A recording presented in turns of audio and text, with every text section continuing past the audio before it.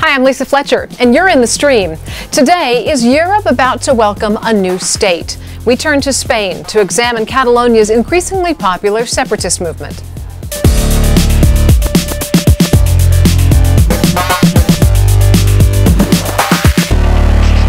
As always, our digital producer, Malika Bilal, is handling all your live feedback as it comes in during the show. And Malika, based on what I've been seeing, a lot of online support for Catalonia separating from Spain. What are you hearing from the community? Exactly. Many of our community members are showing support for separation from Spain, and they're talking about things like cultural identity and language. Now, of course, on the other side, we have some tweets saying that this is a selfish move.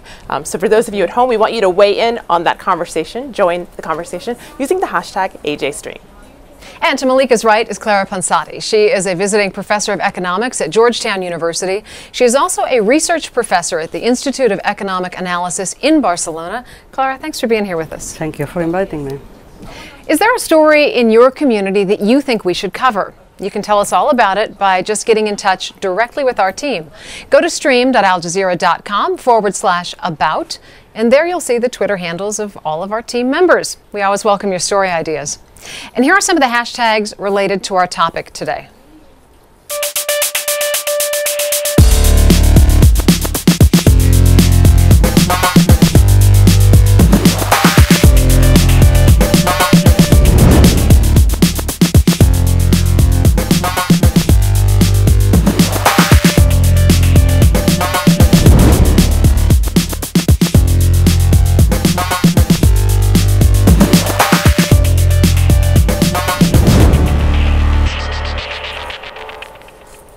Catalan flags covered the streets of Barcelona as Catalans celebrated their National Day last week, staging the largest pro-independence march in the region's history. It wasn't always like this, though. In the past, pro-separation marches drew no more than 50,000 people. But this time, an estimated 1.5 million marched peacefully and called for Catalonia to be Europe's newest independent state. Now, most Catalans have traditionally favored greater autonomy over complete separation, but the latest opinion polls show half of Catalonia supports secession from Spain. Catalonia wants to be a new state in Europe because we want to do exactly the same that all other European countries do. We want to make our own laws. We want to defend our interests in Europe. We want to defend our language and our culture, which are different from Spanish ones. And we want to manage our own taxes and our own money and decide which investments are best for our country. Catalans say their region gives more in taxes to the Spanish government than it gets in return. They also complain of reduced investment in the region's infrastructure. On September 20th, coming up this week, Artur Mas, the Catalan leader, is set to meet with Spain's prime minister and present the fiscal agreement, which gives the region powers to levy taxes and decide what percentage should be given to the Spanish central government. If talks fail, Mas says Catalonia's way to freedom is open. So, will Catalonia succeed in separating from Spain? Is it their right to seek independence and self-determination, or are they turning their backs on Spain now that times are tough? To help us answer some of these questions, we're joined from Barcelona by Alfred Bosch. He is a Catalan politician and member of the Spanish Parliament. He was the spokesman for the Barcelona Decides platform, which organized a referendum on independence in 2011. We are also joined via Skype from Toronto by Carles Muntaner. He is a professor at the School of Medicine at the University of Toronto. He's originally from Barcelona. Professor Muntaner is concerned that Catalan separation will come at the expense of an already weak welfare state. Alfred and Carlos, welcome to the stream. Well, welcome. I'm actually in the School of Nursing and also Public Health. So thank you. Thank you for the clarification.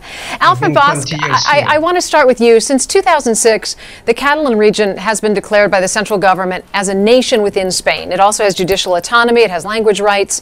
So why do they want out? Is it just economics? No, it's not just about money. By the way, hello, Lisa, good night. It's dark pitch night here in Barcelona right now. But no, it's not just about money.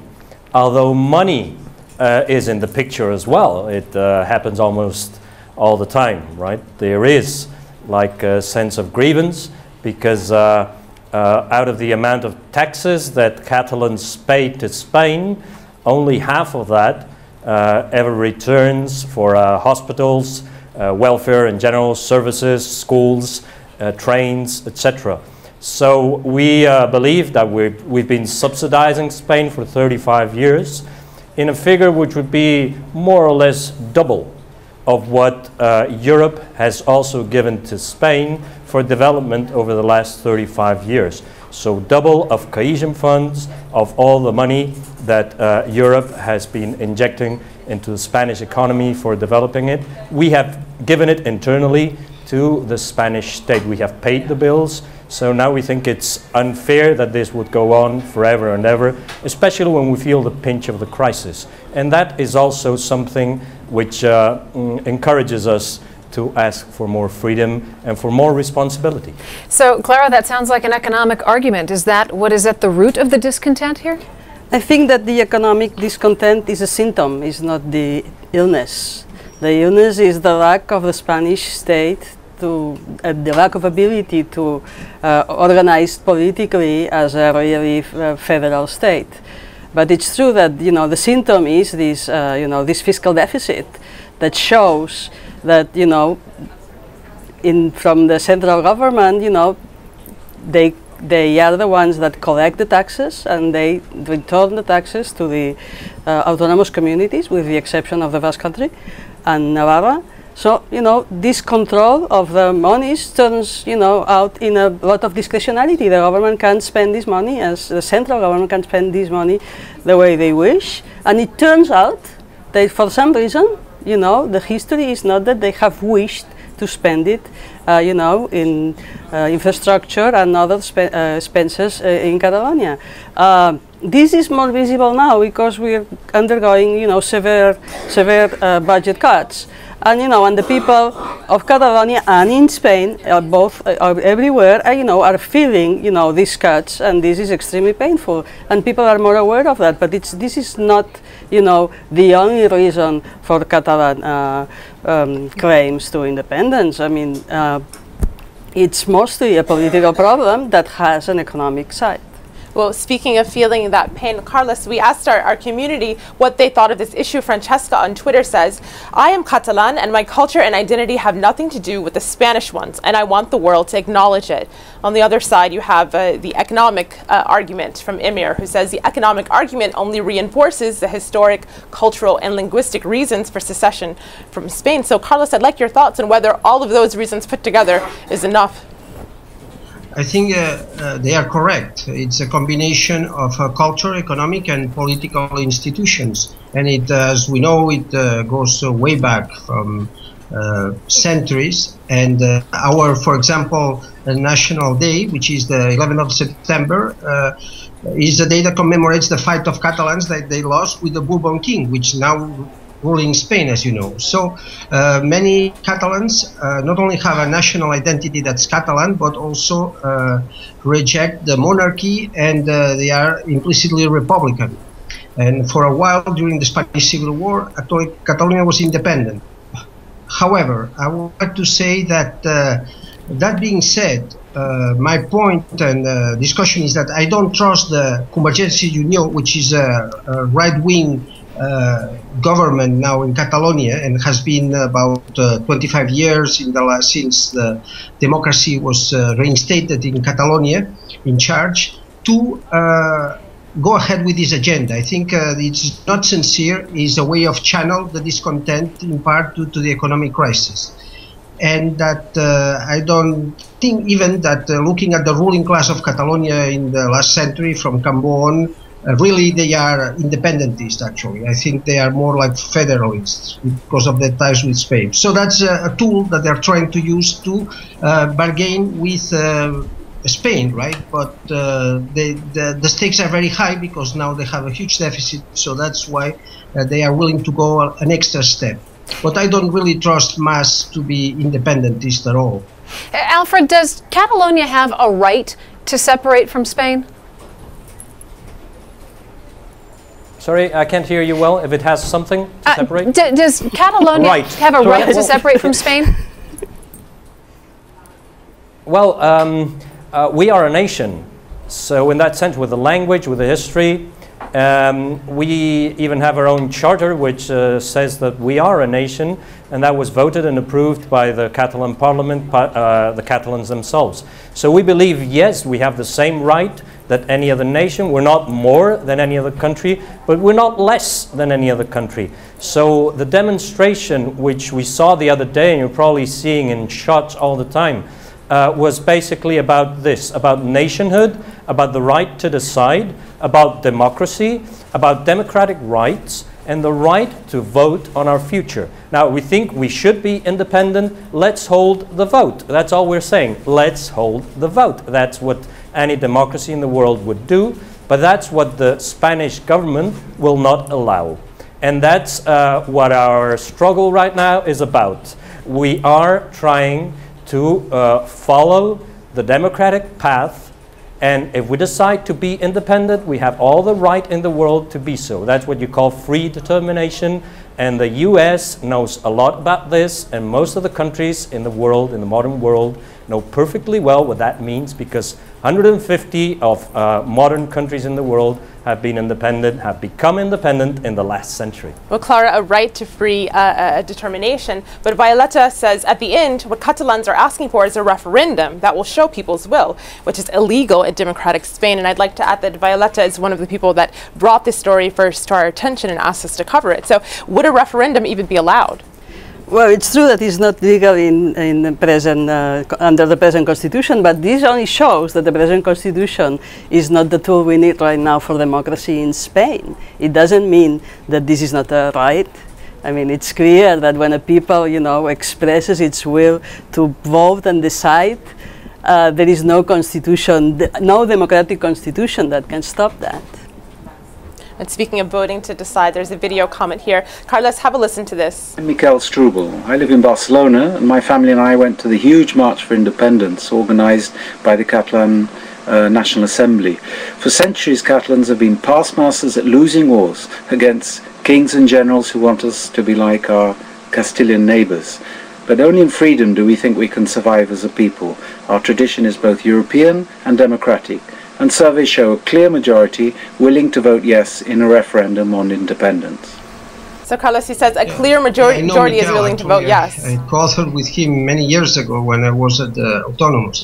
Well, that's a position of nationalism, the historical argument, but I think that this, even if one can agree with everything he said, the short-term reality is that the beneficiary of this march, in my view, unfortunately, will be mass. And what does mass represent, and what does his political objective? In my view, his objective is not an independence, is continue to use the goal of his party as a party that plays into the interclassist idea that we are all a single group, to bargain with Spain. But at the same time, the reforms and the cuts that he's doing are very much neoliberal. And in the past 23 years, he's voted all the time with the neo-fascists of the PP. I mean, I call them neo-fascists because they come from Franco, and they are staffed with people who build their careers under Franco, even their founder, right? So I think here that's a problem for those that in a very, would say, idealistic way have let themselves be led by Convergencia Union. Clara, I'm curious, do you think that the hopes for economic recovery here are going to be enhanced if Catalonia separates from Spain? I think these are two different things. I mean, the short-run recovery of our economic situation, it's not directly linked to independence. And it's not clear that there is a short-run recovery anyway. But we're not thinking of separation because there is a hope that this will solve, the economic crisis. I think these are two things that are, they have coincided in time, and it's not by chance that they have coincided in time. But at this point, the Spanish government with the Catalan government have to work out policies to help to get through the crisis, and at the same time, they have to work out, a political situation to this claim for independence. These are two different things. They both have to be dealt with, both at the same time. Both are important, You know, trying to say one is more important than the other is not going to get us out of the hole. And you know, it's these are related things, and we have to, you know, we have many problems, and we have to face them all. Alfred, who, if anybody, has laid out a platform for Catalonia's independence? Well, we have with my own party and coalition. So yes, we have a plan. We think that obviously politicians now in power, like Carlos Montaner was saying, have their own agenda, even perhaps their own hidden agenda. But the fact is, last Tuesday, millions of Catalans went to the streets asking for freedom and asking for dignity and asking for nationhood. So we'll try to respond to that. We'll try to respond to that because obviously there is an economic background, and we feel that the fall of Spain, this Spanish fall, is also giving out Catalan spring. Out of the Spanish fall comes out a Catalan spring. Now, this Catalan spring, which you might understand in different ways, is the making of a nation. And that's a big thing. That's a big thing which affects economics, it affects morale, it affects politics, it affects everything. We think that's a positive driving force. It's not negative. We're not hating anybody. We don't have any particular enemy. We're just trying to build something new, a new nation in the making. And that also can give hopes to most Catalan people that through this new energy and this common goal, we can reach a different economic situation, our welfare can improve, etc., etc. We think this is a whole project of renewal and of hope for the future.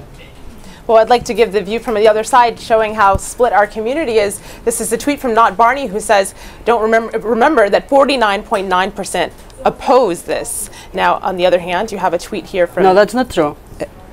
Go ahead. It's not true that 49.5 oppose this. The polls show that 51% would vote yes in a referendum and 21% would not no. The other 20-something% are thinking about it. So this is the important people. Well, okay, everybody's important, but you know, these people that are thinking about it, you know, one side and the other have to convince them. Nevertheless, there is, you know, we'll see who, you know, we need to know who's the majority. But it's not true that there's a 49% against. Well, one of the people that are still thinking about it is Johnson, who says, autonomy is not a solution. It will make Catalonia more vulnerable. And I'd like to direct this to you, Carlos. There's a video comment. Have a listen. Hello. My name is Dr. Robert Crane. I live in Paris, France. And my question would be, why not, within the structure of the European Union, allow regions such as Catalonia to become independent regions with voting rights within the European Union? I feel it would be safer for everyone, and everyone could express their national feelings. Thank you. So presumably for this to happen, if Catalonia was to become independent, it would have to then reapply for membership into the EU, correct? Yes, Catalonia. It's not correct. Let's give Carlos a chance to respond, and then you can jump in. You know, idea of future challenge the undemocratic nature of the European Union, as the euro was created on the backs in Spain and Catalonia of the common people. So challenge the neoliberal, German-dominated, financial-dominated project that now is ruling Europe and is hurting the countries that have the strongest tradition of inequality, namely Spain, Portugal, and Greece, and Catalonia as part of them.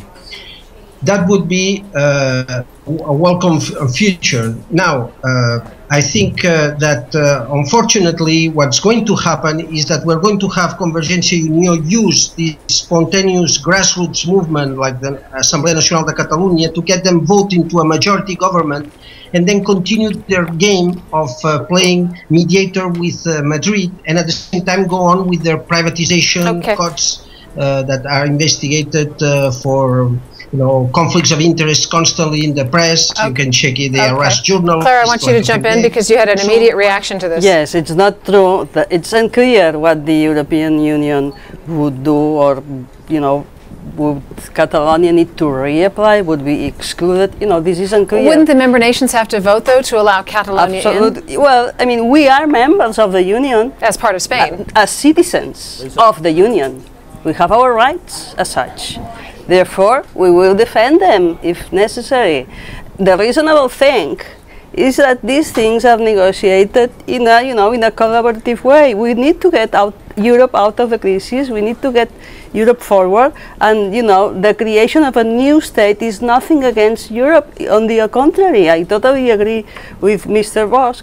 This is a positive movement. I believe very firmly that a Catalan state in the southern edge of Europe would contribute a lot to stability and to prosperity. Speaking of Mr. Bosch, I know, Alfred, that you want to jump in, so jump in. Yes. Yes, please, Lisa. Let me just make a comparison. It's true, we are European citizens. We have the citizenship of Europe.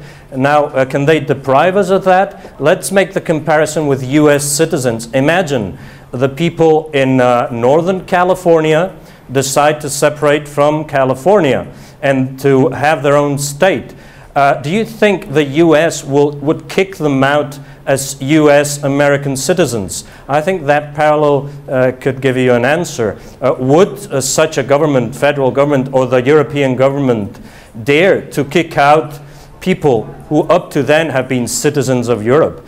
In the remotest of my imagination, I can't believe they would dare to do that. It would go against Europe, against democratic principles, against what Europe actually means, what has been in the foundation, the creation of the European Union itself. All right, so I'm going to ask all of our guests to hold their thoughts because we're going to continue this conversation in our online post show, and I want to get to the point of whether or not any of our guests think it's possible that Spain and Catalonia can work together and resolve this internally. But before we get to the post show, we want to get to Malika because she's got some other story leads that we're following.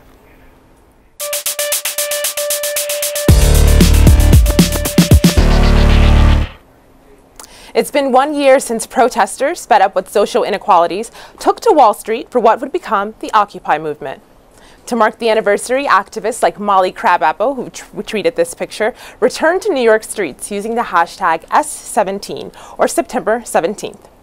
Crabapple, a political cartoonist, was detained by police but managed to live tweet her arrest. Everyone in the van was just yanked off the sidewalk, police ordered to just start grabbing. She added, while we were being put into the van, a suit grinned and told the cops, nice work. The hashtag Free Molly Crabapple soon garnered more than 1,000 mentions.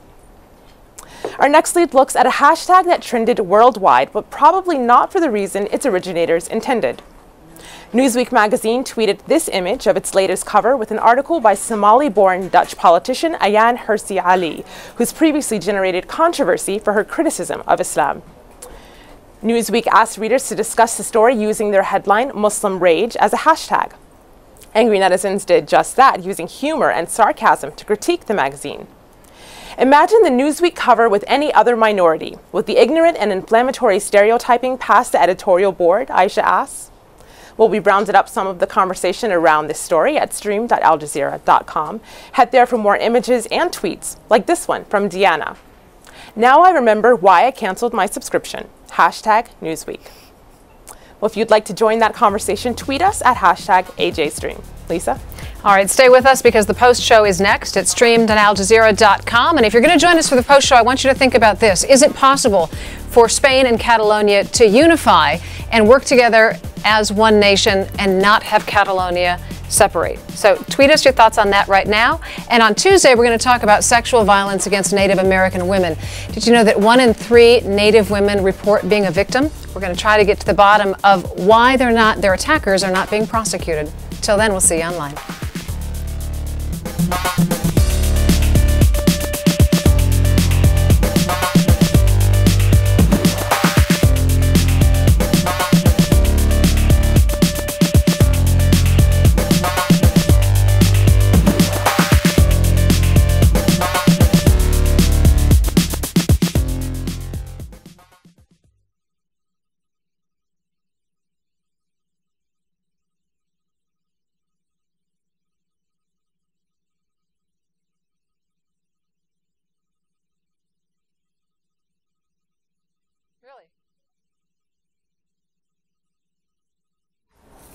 Welcome back to the Stream's online post show. We're going to pick up right where we left off. We're talking about, is it possible for Catalonia to remain part of Spain and for everybody to get their piece of the pie, everything that everybody wants. I want to read you something, Clara, because there have been suggestions that this should be talked through. This is something, part of a statement from Spain's Vice Prime Minister reacting to the President of Catalonia's defense of a Catalan state. And she says, from the government, we appeal to moderation and responsibility. In moments of economic crisis, stability and confidence are a must. Right now, it is the moment to face the crisis, and we all will get ahead better, all together in an atmosphere of collaboration. What do you think about that statement? Is she right? I couldn't agree more. You know, we need to be moderate, and we need to generate confidence, and we need to work out together, absolutely. But this doesn't mean that we cannot do it as two different states. I firmly believe that Spain and Catalonia have to work out together to get over, you know, to contribute to a new prosperity in Europe. This doesn't mean, you know, that they are giving any answer for dialogue. You know, this is an empty statement coming from the Vice President. This is, you know, sending empty statements after a demonstration of, you know, 1.5 million, almost 2 million people. This is not moderate. This is not responsible. Alfred, there's speculation that the government, now independentist, and the PP, the Francoist party that rules Spain, are very much in agreement with the basics, right? They both want to get rid of the welfare state that was so hardly won, or the remnants of it that Spaniards have, like privatizing healthcare, cuts in education, and so on.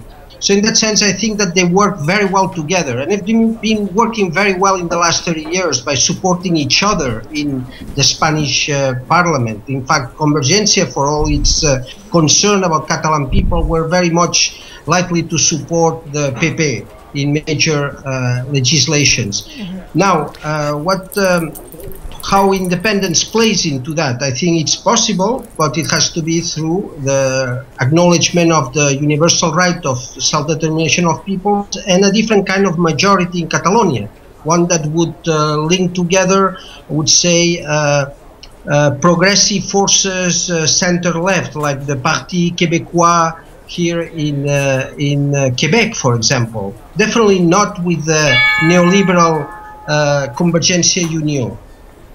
Well, Alfred, there's a tweet here from Global Voices Catalan who says the fiscal crisis is a separate but parallel issue to Catalonia's status as a nation, and it should be noted that Global Voices has done a lot on this issue on their blog site, globalvoices.com. But I'd like you to weigh in on that. Is this separate from other issues, and does that all strengthen this cause? Well, let's see. You got Spain with around 800 billion euros GNP. And around 800 billion euros, rough figures, excluding Catalonia, 800 billion euros debt. You got Catalonia with 200 billion euros GNP and only 40 billion euros debt. So in the case of Spain, 800 out of 800, it's 100% debt. In the case of Catalonia, 40 out of 200, 20% debt. Catalonia is a wealthy nation. It's been prosperous. Its economy is like the powerhouse of Spain.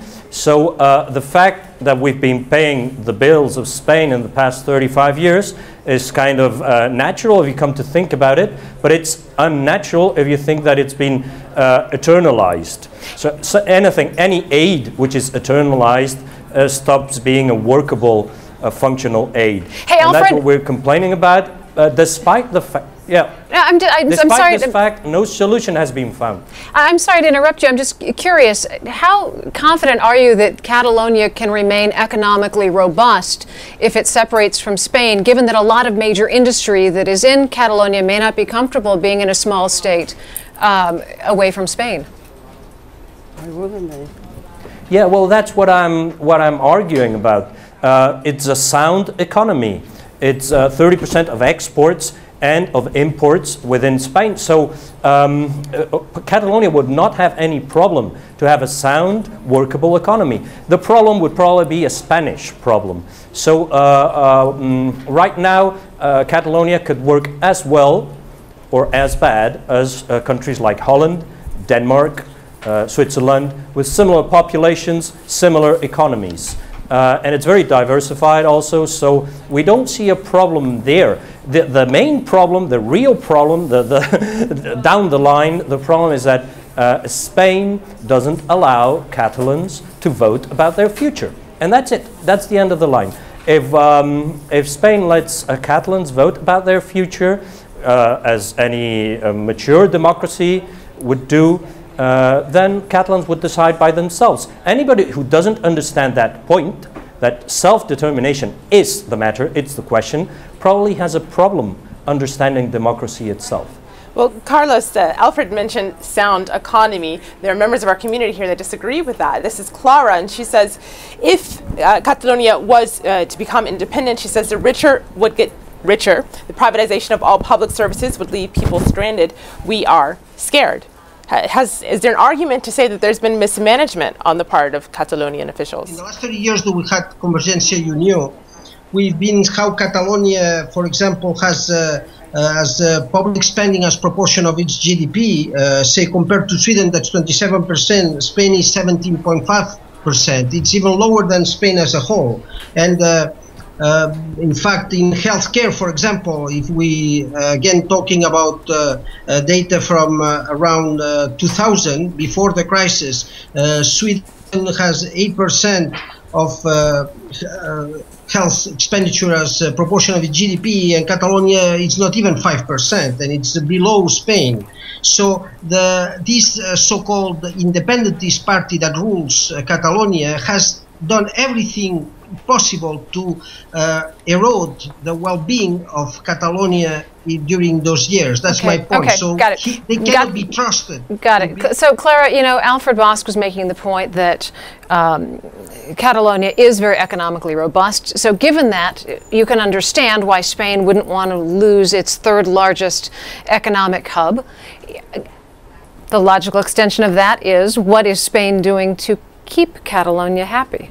That's exactly the point. I mean, Spain has had 30 years of democracy to work this out, and it seems that we haven't worked it out. So, you know, there were attempts to reform the Catalan statute.